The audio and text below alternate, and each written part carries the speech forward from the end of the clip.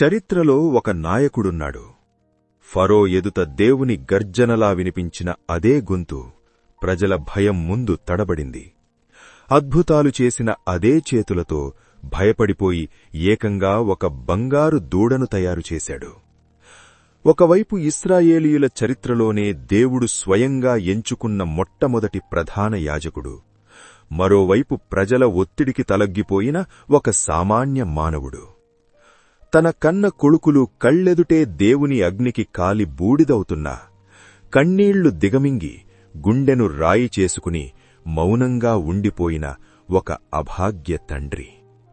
Every నాయకుడు?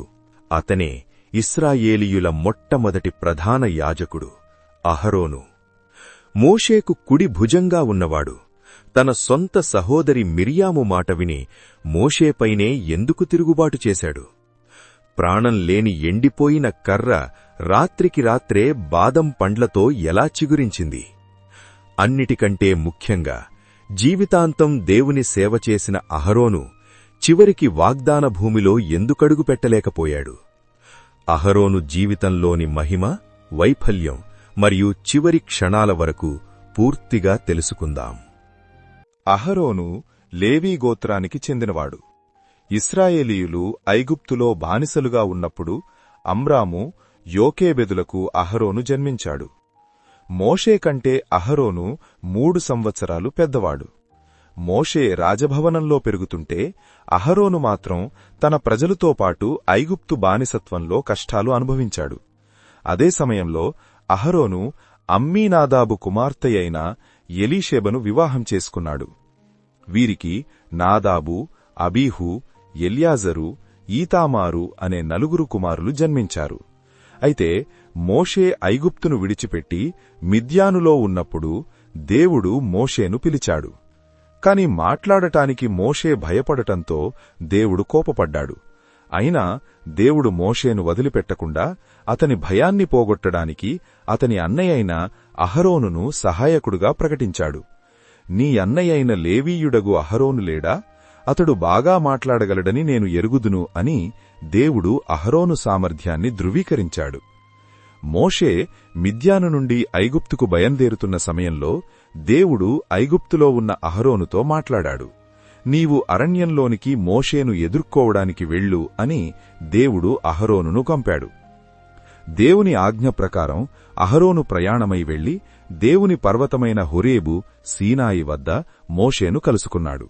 40 ఏళ్ల సుదీర్ఘ విరామం తరువాత సోదరులిద్దరూ కలుసుకున్నారు. అహరోను తన తమ్ముడైన మోషేను చూసి హృదయంలో సంతోషించి అతన్ని ముద్దు పెట్టుకున్నాడు. 400 ఏళ్ల ఇశ్రాయేలీయుల బానిసత్వ సంకెళ్లు తెంచడానికి దేవుని మాస్టర్ ప్లాన్ అహరోనుతోనే మొదలైంది. నాయకత్వం మోషేదే కావచ్చు, కాని ఆ దేవుని సందేశాన్ని ప్రజల హృదయాల్లోకి తీసుకెళ్లిన ఆ గంభీరమైన గొంతు మాత్రం అహరోనుదే. ఆ తర్వాత ఆ 2 అన్నదమ్ములు నేరుగా ఫరోరాజు దర్బారులోకి సింహాల్లా అడుగుపెట్టారు. ఫరో ముందు మాట్లాడ్డానికి మోషే సందేహించినప్పుడు దేవుని ఆజ్ఞ ప్రకారం అహరోను తన చేతిలోని కర్రను ఫరో కళ్లతోకే నేలకు వేయగానే క్షణాల్లో అది భయంకరమైన సర్పంగా మారిపోయింది. మాంత్రికుల పాములను సైతం అహరోను పాము మింగేసినప్పుడు ఫరో గుండెల్లో పుట్టిన మొదటి భయం అదే. ఐగుప్తును నాశనం చేసిన 10 భయంకరమైన తెగుళ్లలో దేవుడు మొదటగా వాడింది అహరోను దండాన్నే. అహరోను తన కర్రతో నైలు నదిని కొట్టగానే ఆ నది నీళ్లన్నీ రక్తంగా మారిపోయాయి. అదే అహరోను తన కర్రను చాపినప్పుడు ఐగుప్తు దేశమంతా కప్పలతో నిండిపోయింది. దేవుడు మోషేను నాయకుడిగా ఎంచుకున్న యుద్ధం ముందు నిలబెట్టింది మాత్రం అహరోనునే. ఐగుప్తులో దేవుని అద్భుతాలు అక్కడితో ఆగలేదు. 3వ తెగులు కోసం దేవుడు మళ్లీ ఆ అహరోను దండాన్నే ఆయుధంగా వాడుకున్నాడు. దేవుని ఆజ్ఞ ప్రకారం అహరోను తన కర్రను చాపి నేలమీదున్న ధూళిని కొట్టగానే ఐగుప్తు దేశమంతటా ఆ మట్టి అంతా భయంకరమైన పేళ్లుగా మారిపోయింది. మనుషుల మీద, జంతువుల మీద ఎక్కడ చూసినా ఆ పురుగులే. అప్పటివరకు తమ మాయమంత్రాలతో అహరోను చేసిన అద్భుతాలను అనుకరించిన ఫరో మాంత్రికులు ఈ 3వ తెగులును మాత్రం సృష్టించలేకపోయారు. అప్పుడా మాంత్రికులు భయంతో వణికిపోతూ ఫరోరాజుతో ఏమన్నారో తెలుసా? ఇది దైవశక్తి. ఒక సామాన్యమైన అహరోను చేతిలోని దండం ఐగుప్తు మాంత్రికుల గర్వాన్ని శాశ్వతంగా అణచివేసింది. ఎర్ర సముద్రాన్ని దాటి అరణ్యంలోకి అడుగుపెట్టిన ఇశ్రాయేలీయులకు ఊహించని అతిపెద్ద ఆటంకం ఎదురైంది. రెఫీదీము అనే ప్రాంతంలో అమాలేకీయులు వారి మీదకు భీకరమైన యుద్ధానికి వచ్చారు. కింద లోయలో యెహోషువ నాయకత్వంలో సైన్యం ప్రాణాలకు తెగించి యుద్ధం చేస్తుంటే, పైన కొండమీద మోషే దేవుని కర్ర చేతపట్టుకొని ప్రార్థిస్తున్నాడు. ఇక్కడే ఒక అద్భుతం జరిగింది. మోషే తన చేతులు పైకెత్తినంతసేపు ఇశ్రాయేలీయులు గెలుస్తున్నారు, చేతులు దించినప్పుడు శత్రువులు పైచేయి సాధిస్తున్నారు. కాని వయసు పైబడిన మోషే చేతులు అలసిపోయి మెల్లగా కిందకు పడిపోతున్నాయి. సరిగ్గా అప్పుడే అహరోను మరియు హూరు మోషేకు ఇరువైపులా అండగా నిలబడ్డారు. అహరోను ఒక చేతిని, హూరు ఇంకొక చేతిని పట్టుకొని సూర్యాస్తమయం వరకు మోషే చేతులు దించకుండా పైకి స్థిరంగా ఉండేలా పట్టుకున్నారు. ఆ ఇద్దరి సపోర్ట్తో ఆ రోజు సాయంత్రానికి అమాలేకీయులు మట్టికరిచారు, ఇశ్రాయేలీయులు మహావిజయం సాధించారు. దేవుని సేవలో అయినా, మీ కుటుంబంలో అయినా, మీ వృత్తిలో అయినా అందరూ ముందు నిలబడి యుద్ధం చేసే మోషేలు కాలేరు. కాని అలిసిపోతున్న నాయకులకు, కష్టాల్లో ఉన్న మీ కుటుంబ సభ్యులకు చేదోడు వాదోడుగా నిలబడే ఒక అహరోను అవసరం ఎంతో ఉంది. గుర్తుంచుకోండి. మోషే దేవునితో మాట్లాడడానికి సీనాయి కొండపైకి వెళ్లి 40 రోజులు కావస్తుండటంతో ప్రజలు అసహనానికి గురయ్యారు. మోషే ఏమయ్యాడో తెలియదని, తమను నడిపించడానికి ఒక దేవత కావాలని అహరోనుపై ఒత్తిడి చేశారు. నాయకత్వంలో ఉండేవారు ప్రజల ఒత్తిడికి లొంగితే అహరోను వలె ఎంత ప్రమాదమో ఈ సంఘటన నిరూపిస్తుంది. అహరోను వారి బంగారు పోగులను కరిగించి ఒక బంగారు దూడను తయారుచేశాడు. ప్రజలు ఆ దూడకు బలులర్పించి విచ్చలవిడిగా తింటూ త్రాగుతూ నాట్యమాడడం ప్రారంభించారు. ప్రజలు చేసిన ఈ ఘోర పాపం చూసి దేవుడు కోపగించి వారిని నిర్మూలించి మోషే ద్వారా క్రొత్త జనాన్ని పుట్టిస్తానని చెప్పాడు. కాని మోషే దేవుణ్ణి బ్రతిమాలుకున్నాడు. నీవు ఐగుప్తు నుండి రప్పించిన ప్రజల్ను చంపితే శత్రువులు ఏమనుకుంటారు? అబ్రహాము, ఇస్సాకు, యాకోబులకు నీవు చేసిన వాగ్దానాన్ని జ్ఞాపకం చేసుకో. మోషే చేసిన ఈ ప్రార్థన వల్ల దేవుడు తన ప్రజలకు చెయ్యాలనుకున్న కీడును గూర్చి సంతాపపడి శాంతించాడు. మోషే 10 ఆజ్ఞలు ఉన్న 2 పలకలను పట్టుకొని కొండ దిగివచ్చాడు. పాళెంలో జరుగుతున్న అరాచకాన్ని, ఆ బంగారు దూడను చూసి అతని కోపం కట్టలు తెంచుకున్నాడు. దేవుడు తన చేత్తో వ్రాసిన ఆ పలకలను కొండ దిగువన పగలగొట్టాడు. ఆ దూడను కాల్చి పొడిచేసి నీళ్లలో కలిపి ఇశ్రాయేలీయుల చేత త్రాగించాడు. ఈ ప్రజలు నిన్ను ఏమి చేశారని ఇంత పాపం కట్టబెట్టావు అని అహరోనును ప్రశ్నించాడు. అహరోను ప్రజల దుర్మార్గతను సాకుగా చూపి తప్పించుకోవాలని చూశాడు. మోషే, యెహోవా పక్షమున ఉన్నవారందరూ నా యొద్దకు రండి అని పిలవగా లేవీయులందరూ వచ్చారు. మోషే ఆజ్ఞ మేరకు వారు పాళెంలో విచ్చలవిడిగా తిరుగుతున్న వారిని శిక్షించగా ఆ దినమున 3000 మంది మరణించారు. మరుసటి రోజు మోషే మరలా దేవుని యొద్దకు వెళ్లి, ఈ ప్రజలు గొప్ప పాపం చేశారు, వారిని క్షమించు, లేదంటే నీవు వ్రాసిన గ్రంథంలోండి నా పేరును తుడిచివేయి అని తన ప్రాణాన్ని సైతం పణంగా పెట్టి వేడుకున్నాడు. దేవుడు పాపం చేసిన వారినే శిక్షిస్తానని చెబుతూ మోషేను ప్రజలను ముందుకు నడిపించమన్నాడు. అయితే వారు చేసిన పాపమును బట్టి దేవుడు ప్రజలను తెగులుతో బాధపెట్టాడు. నాయకత్వంలో ఉండేవారు ప్రజల ఒత్తిడికి లొంగితే అహరోను వలె ఎంత ప్రమాదమో, అలాగే దేవుని కోపానికి, ప్రజల పాపానికి మధ్య విజ్ఞాపన చేసే మధ్యవర్తి మోషే వలె ఎంత అవసరమో ఈ సంఘటన మనకు తెలియజేస్తుంది. లక్షలాది మంది ముందు దేవునికి కోపం తెప్పించే ఘోరమైన పాపం చేసిన వ్యక్తిని దేవుడు తన అత్యున్నత సేవకుడిగా ఎలా మార్చాడో తెలుసనా? అహరోను చేసిన బంగారు దూడ పాపానికి మోషే కన్నీటితో దేవుణ్ణి బతిమాలాడు. దేవుడు క్షమించాడు. ఆ క్షమాపణకు ప్రతిరూపంగానే చరిత్రలో మొట్టమొదటిసారిగా దేవుని నివాసం, ప్రత్యక్షపు గుడారం నిర్మాణం పూర్తయింది. దేవుడు అహరోనును, అతని 4 కుమారులను యాజకులుగా ఎన్నుకున్నాడు. దేవుని సన్నిధికి వెళ్లడానికి జ్ఞానాత్మతో నింపబడిన వారితో దేవుడు స్వయంగా డిజైన్ చేయించిన ఆ 6 అద్భుతమైన వస్త్రాలు ఇవే. ఏఫోదు, బంగారు నీలవర్ణాలతో మెరిసిపోయే వస్త్రం. దీని భుజాలపై ఇశ్రాయేలు 12 గోత్రాల పేర్లు. న్యాయ విధాన పతకము, గుండెపై 12 గోత్రాలకు ప్రతీకగా మెరిసే 12 రత్నాలు. నిలువుటంగి, పూర్తిగా నీలిరంగు వస్త్రం, అంచున బంగారు గంటలు, యాజకుడు నడుస్తుంటే వినిపించే అద్భుతమైన నాదం. చొక్కాయి, సన్ననారతో చేసిన అందమైన లోపలి వస్త్రం. పాగా మరియు దట్టి, తలకు పాగా, నడుముకు కట్టుకునే దట్టి.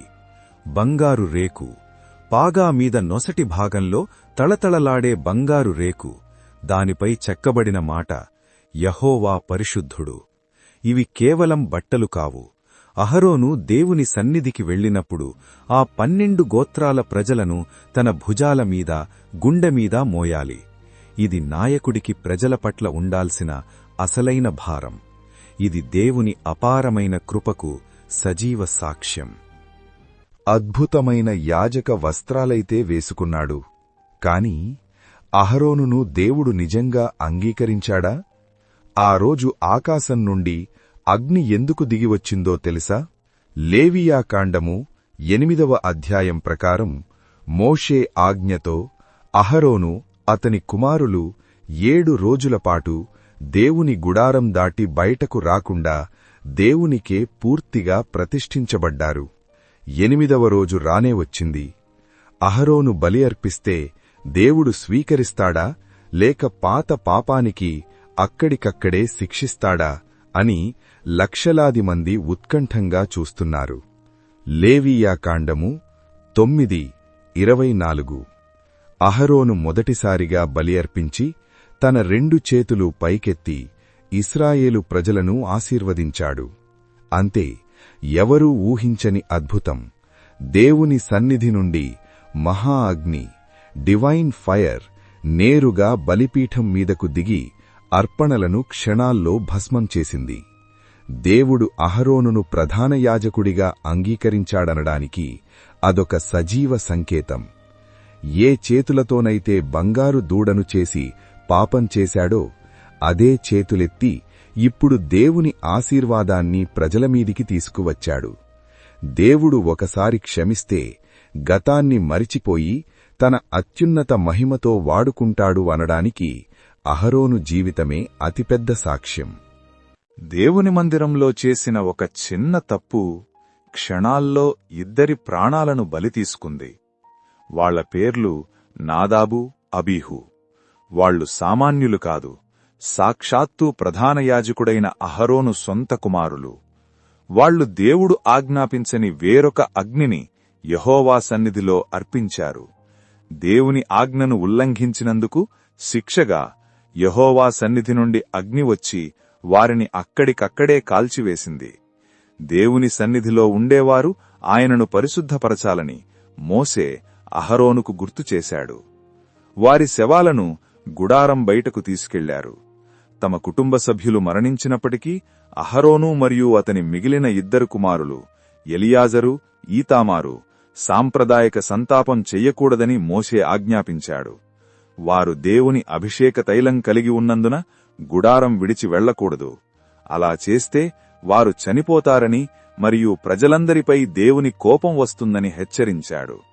మిగిలిన ఇశ్రాయేలీయులు మాత్రం వారి కోసం ఏడవడానికి అనుమతించబడ్డారు. యెహోవా నేరుగా అహరోనుతో మాట్లాడుతూ ఒక శాశ్వత కట్టడనిచ్చాడు. యాజకులు ప్రత్యక్షపు గుడారంలోకి ప్రవేశించేటప్పుడు ద్రాక్షారసంగాని మరే ఇతర మద్యంగాని త్రాగకూడదు. పవిత్రమైన దానికి అపవిత్రమైన దానికి మధ్య వ్యత్యాసం తెలుసుకోవడానికి మరియు ఇశ్రాయేలీయులకు దేవుని ఆజ్ఞలను స్పష్టంగా బోధించడానికి యాజకులు ఎల్లప్పుడూ మత్తు లేకుండా వివేచనతో ఉండాలని దేవుడు స్పష్టం చేశాడు. దహనబలులు పోగా మిగిలిన నైవేద్యాలను, సమాధాన బలులలోని నిర్దిష్ట భాగాలను యాజకులు పవిత్ర స్థలంలో ఎలా తినాలో మోషే వివరించాడు. ఇది దేవుడు యాజకులకు మరియు వారి కుటుంబాలకు ఇచ్చిన చట్టబద్ధమైన హక్కు. పాపపరిహారార్థ బలికి సంబంధించిన మేకను యాజకులు తినకుండా దాన్ని పూర్తిగా కాల్చివేయడం చూసి మోషే, ఎలియాజరు ఈతామారుల మీద కోప్పడ్డాడు. ప్రజల పాపాలను భరించడానికి వారు దాన్ని పవిత్ర స్థలంలో తినాల్సి ఉందని గద్దించాడు. అప్పుడు అహరోను బదులలిస్తూ, ఇదే రోజు నా 2 కుమారులు చనిపోయి నాకెంతో ఆపద జరిగింది. ఇలాంటి దుఃఖ సమయంలో నేనీ పవిత్రమైన బలిమాంసాన్ని తింటే అది దేవునికి ఇష్టంగా ఉంటుందా అనడిగాడు. అహరోను హృదయంలోని బాధను, దేవుని పట్ల అతనికున్న భయభక్తులను అర్థం చేసుకున్న మోషే శాంతించి ఆ వివరణను అంగీకరించాడు. దేవుని పరిశుద్ధతను ఎవరూ తేలికగా తీసుకోకూడదని నాదాబు, అబీహుల సంఘటన హెచ్చరిస్తుంది. అదే సమయంలో నియమాలను గుడ్డిగా పాటించడం కంటే అహరోను బాధను మోషే అర్థం చేసుకున్న విధానం ద్వారా భక్తిలో ఉండాల్సిన హృదయపూర్వకమైన భావను, నిజాయితీని తెలియచేస్తుంది. ఇశ్రాయేలు ప్రజలందరికీ నాయకుడిగా ఉన్న మోషే ఒక కూషు దేశపు స్త్రీని వివాహం చేసుకున్నాడు. దీనిని ఒక సాకుగా తీసుకుని అహరోను మరియు అతని సహోదరి మిరియాము మోషేను విమర్శించడం ప్రారంభించారు. అయితే వారి అసలు సమస్య ఆ వివాహం కాదు, మోషేకున్న ఆత్మీయ అధికారం.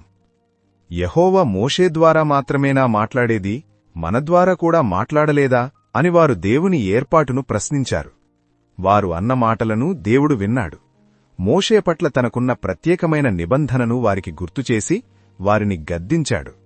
దేవుని ఉగ్రతకు సూచనగా మిరియాముకు భయంకరమైన కుష్ఠురోగం వచ్చింది.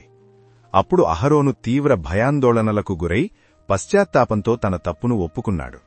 దయచేసి క్షమించమని తన తమ్ముడైన మోషేను బ్రతిమాలుకున్నాడు. మోషే ప్రార్థించగా దేవుడు ఆమెను స్వస్థపరిచాడు. ఈ ఘట్టం మన ఆత్మీయ జీవితాలకు ఒక గొప్ప హెచ్చరిక. అహరోను దేవునిచే ఎన్నుకోబడిన ప్రధాన యాజకుడు. ఆయన స్థానము ఎంతో ఉన్నతమైనది. కాని మోషేకు దక్కుతున్న గౌరవాన్ని చూసి ఆయన మనసులో అసూయ చోటు చేసుకుంది.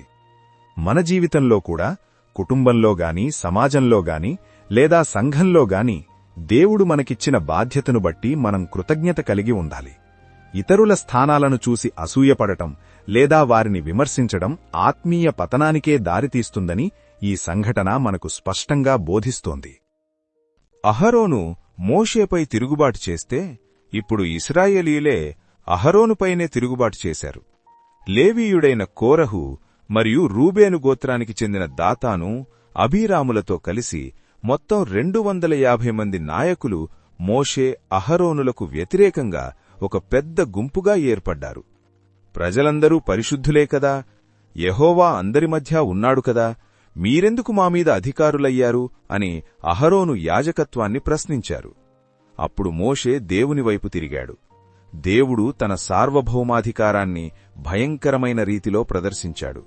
భూమి నోరు తెరచి ఆ తిరుగుబాటుదారులను, వారి కుటుంబాలను ప్రాణాలతో పాతాళంలోకి మింగేసింది. మిగిలిన 250 మందిని యెహోవా యొద్ద నుండి వచ్చిన అగ్ని కాల్చివేసింది. ప్రజలందరూ భయంతో వణికిపోయారు. ఆ మరుసటి రోజే దేవుడి కోపం వల్ల ప్రజలలో తెగులు మొదలై క్షణాల్లో వేలాది మంది చనిపోతున్నారు. అప్పుడు అహరోను ఏం చేశాడో తెలుసా? ఎవరైతే తనను వద్దు అని తిరుగుబాటు చేశారో, ఎవరైతే తన మీద రాళ్లు వేయడానికి వచ్చారో వారికోసం అహరోను తన ప్రాణాలను పణంగా పెట్టాడు. చేతిలో ధూపార్తి అంటే ఇన్సెన్స్ పట్టుకొని చనిపోయిన వారికి మరియు బ్రతికి ఉన్నవారికి మధ్యలో నిలబడ్డాడు. దేవుని శిక్షను తన శరీరంతో అడ్డుకున్నాడు. తెగులు ఆగింది. ఒక నిజమైన యాజకుడి హృదయం ఎలా ఉంటుందో ఆ రోజు అహరోను నిరూపించాడు. ఇక అహరోను యాజకత్వంపై ఎవరూ సందేహపడకూడదని దేవుడే స్వయంగా రంగంలోకి దిగాడు. 12 గోత్రాల నాయకుల ఎండిన కర్రలను దేవుని సన్నిధిలో ఉంచితే ఉదయానికి ఒక మహా అద్భుతం జరిగింది. ప్రాణంలేని ఎండిపోయిన అహరోను కర్ర మాత్రమే చిగురించి పూలు పూసి ఏకంగా బాదం పండ్లను కాసింది. దేవుడు ఎన్నుకున్నది అహరోనునే అని ఈ ప్రకృతి విరుద్ధమైన అద్భుతం నిరూపించింది. దేవుడు మనకొక బాధ్యత ఇస్తే మన తరపున ఆయనే పోరాడుతాడు అనడానికి దేవుని మందసంలో భద్రపరచబడిన ఈ చిగురించిన అహరోను కర్ర ఒక శాశ్వత సాక్ష్యం. యాజకత్వం స్థిరపడింది. ఇశ్రాయేలీయులు వాగ్దాన దేశానికి దగ్గరవుతున్నారు. కాని సరిగ్గా ఇక్కడే ఒక విషాదకరమైన పొరపాటు జరిగింది. సీను అరణ్యంలోని మెరీబా దగ్గర ప్రజలకు త్రాగడానికి నీళ్లు లేక మోషే అహరోనులపై తీవ్రంగా గొడవపడ్డారు. దేవుడు మోషే అహరోనులతో మాట్లాడుతూ, మీరు వెళ్లి ఆ బండతో మాట్లాడండి, అప్పుడది నీళ్లిస్తుంది అని ఆజ్ఞాపించాడు. కాని ప్రజల తిరుగుబాటుకు మోషే అహరోనులు తీవ్ర కోపానికి, అసహనానికి గురయ్యారు. దేవుడు చెప్పినట్లు బండతో మాట్లాడకుండా మోషే తన కర్రతో బండను రెండుసార్లు గట్టిగా కొట్టాడు. నీళ్లు వచ్చాయి, ప్రజలు త్రాగారు. కాని దేవుడు మోషే అహరోనులతో ఇలా అన్నాడు, మీరు నా మాట నమ్మక ఇశ్రాయేలీయుల కన్నులెదుట నన్ను పరిశుద్ధపరచలేదు గనుక మీరు ఈ సమాజమును ఆ దేశములోనికి, వాగ్దాన దేశంలోకి చేర్చరు. కోపం మరియు అసహనం దేవుని వాగ్దానాలను మనకు దూరం చేస్తాయి. 40 ఏళ్లు ఎండలో వానలో కష్టపడిన నాయకులు కేవలం ఒక్క క్షణం కోపం వల్ల తాము కలలు కన్న వాగ్దాన దేశాన్ని కోల్పోయారు. దేవుని పరిశుద్ధతను ఎప్పుడూ తేలికగా తీసుకోకూడదు. అహరోను ప్రయాణం ముగింపు దశలోకి వచ్చింది. వాగ్దాన దేశపు సరిహద్దుల్లో ఉన్న హోరు కొండ దగ్గరకు వారు వచ్చారు. దేవుడు మోషేతో, అహరోను తన పితరులతో చేరబోతున్నాడు. అతని యాజక వస్త్రాలను తీసి అతని కుమారుడైన ఎలియాజరుకు తొడుగు అని ఆజ్ఞాపించాడు. మోషే, అహరోను, ఎలియాజరు ముగ్గురూ కలిసి ఆ కొండ ఎక్కారు. మోషే తన అన్న, తన సహచరుడు అయిన అహరోను వస్త్రాలను తీసి ఎలియాజరుకు తొడిగాడు. ఆ కొండమీదే తన 123వ ఏట దేవుని సేవకుడు, మొట్టమొదటి ప్రధాన యాజకుడు అహరోను ప్రాణం విడిచాడు. క్రింద ఉన్న ఇశ్రాయేలు సమాజమంతా అహరోను మరణించాడని తెలుసుకుని 30 రోజులపాటు కన్నీరు మున్నీరుగా ఏడ్చారు. బంగారు దూడను చేసిన చేతులతోనే దేవుని పరిశుద్ధ మందసాన్ని తాకాడు. తమ్ముడిపైనే అసూయపడ్డాడు. కాని అదే అహరోను ప్రజల కోసం దేవుని ఉగ్రతను ఎదుర్కొని మరణం మధ్యలో నిలబడ్డాడు. తన ప్రాణాలను పణంగా పెట్టి లక్షలాది మందిని కాపాడాడు. అహరోను ఒక పర్ఫెక్ట్ మనిషి కాదు, కాని దేవుని కృపకు ఒక పర్ఫెక్ట్ ఉదాహరణ. దేవుడు అర్హత ఉన్నవారిని పిలవడు, తాను పిలిచిన వారిని తన కృపతో అర్హులుగా మారుస్తాడు అనడానికి మొట్టమొదటి ప్రధాన యాజకుడైన అహరోనే ఒక సజీవ సాక్ష్యం. మన బలహీనతలను పక్కన పెట్టి దేవుని కోసం నిలబడితే ఆయన మన ద్వారా కూడా గొప్ప అద్భుతాలు చేస్తాడు. దేవుని వాక్యాన్ని మరింత మందికి చేరవేయడానికి ఈ వీడియోను షేర్ చేయండి, మన ఛానల్ను సబ్స్క్రైబ్ చేసుకోండి. దేవుడు మిమ్మును దీవించునుగాక. ఆమేన్.